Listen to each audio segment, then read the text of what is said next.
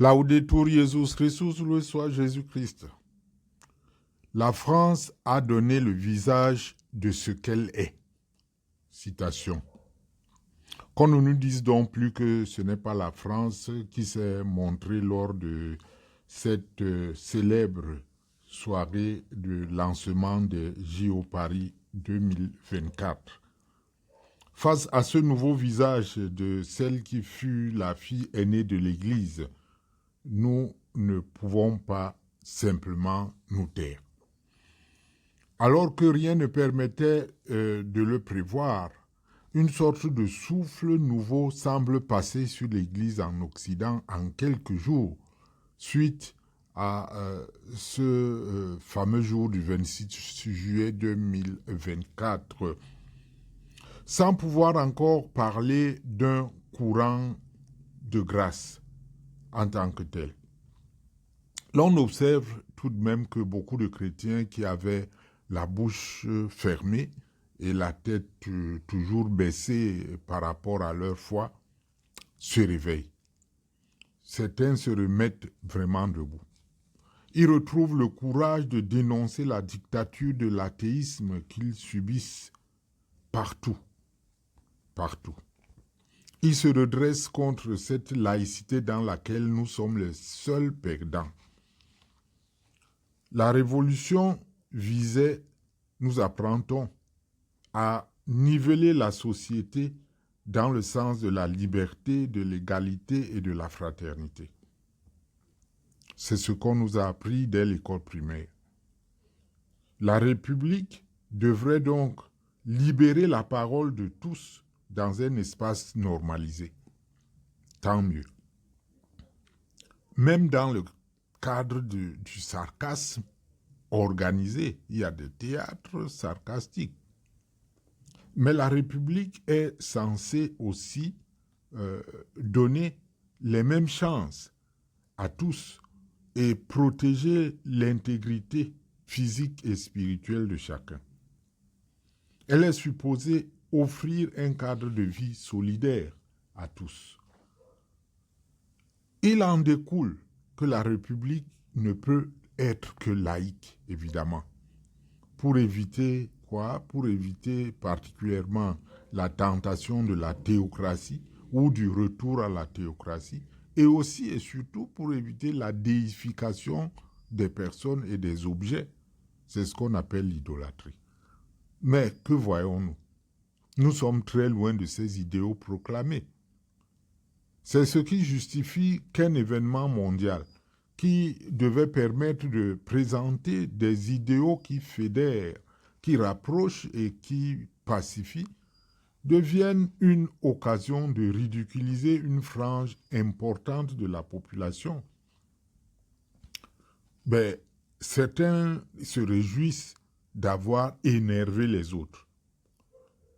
Et ils qualifient les autres d'une minorité religieuse. Même si, objectivement, en réalité, les recensements divers, et particulièrement les urnes, disent le contraire. Les gouvernants eux-mêmes se disent très satisfaits de cette cérémonie et estiment qu'elle a donné le vrai visage de la France. Fin de citation. Au lieu donc de se cacher derrière son petit doigt négationniste et démentir les propos des principaux acteurs eux-mêmes, saisissons les étincelles qui passent dans l'air et faisons-en un feu. La laïcité ne nous empêche pas d'agir. Nous ne sommes pas des extrémistes violents. Nous évitons toute parole haineuse et toute insulte, tout affrontement, toute diffamation. Nous ne lançons pas de croisade ni de nouveaux templiers, sauf si c'est sur le plan spirituel par la prière. Mais maintenant, là, nous devons mener des actions. Nous n'allons pas être des pleurnichards qu'on insultera après en disant ils ont pleurniché et ça fait quoi. Il faut que la laïcité ne soit plus utilisée pour éteindre le christianisme et tuer l'Église. Actuellement, je crois que c'est notre priorité. Mettons en commun, essayons de mettre en commun nos idées de stratégie.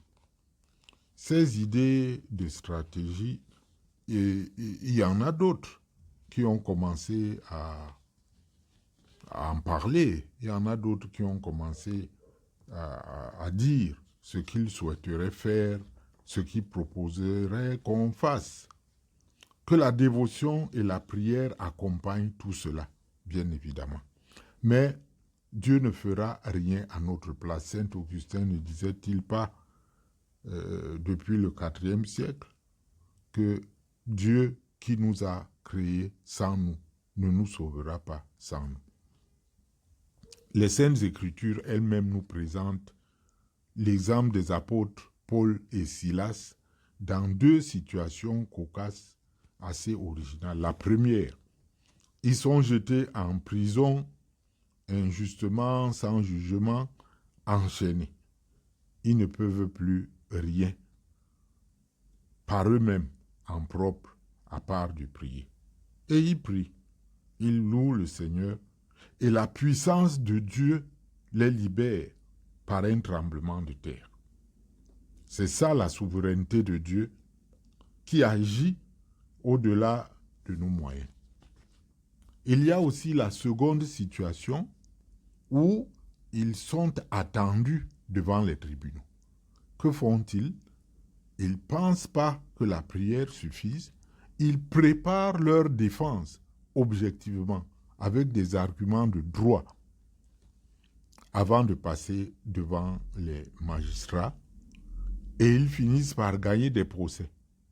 Nous devons donc utiliser d'un côté la prière fervente et de l'autre les forces citoyennes telles que les arguments de droit pour relever la dignité bafouée de notre Seigneur et Sauveur Jésus-Christ. Voici ce que dit le Seigneur. Je connais tes œuvres. Tu n'es ni chaud ni froid. Plut à Dieu que tu fusses froid ou chaud. Aussi, parce que tu es tiède et que tu n'es ni froid ni chaud, je te vomirai de ma bouche. C'est dans Apocalypse 3, versets 15 et suivants. Plusieurs chrétiens qui hésitent, en réalité sont dans cette catégorie, doivent faire très attention. Nous ne savons pas de quoi est fait le lendemain. Faites quelque chose avant que la bête de l'Apocalypse écrase tout au passage. Il me reste par exemple à vous donner un exemple. Nous avons déjà la proposition d'un frère qui s'appelle Paul Adrien. C'est un prêtre qui est un influenceur chrétien. Vous pouvez le retrouver sur le lien de description que je vais mettre en dessous de ce podcast. Il y en a certainement d'autres. Mettez vos propositions en commentaire et surtout, partagez cette capsule à vos amis et connaissances sans restriction de dénomination ecclésiale. Les temps sont durs. Loué soit Jésus-Christ.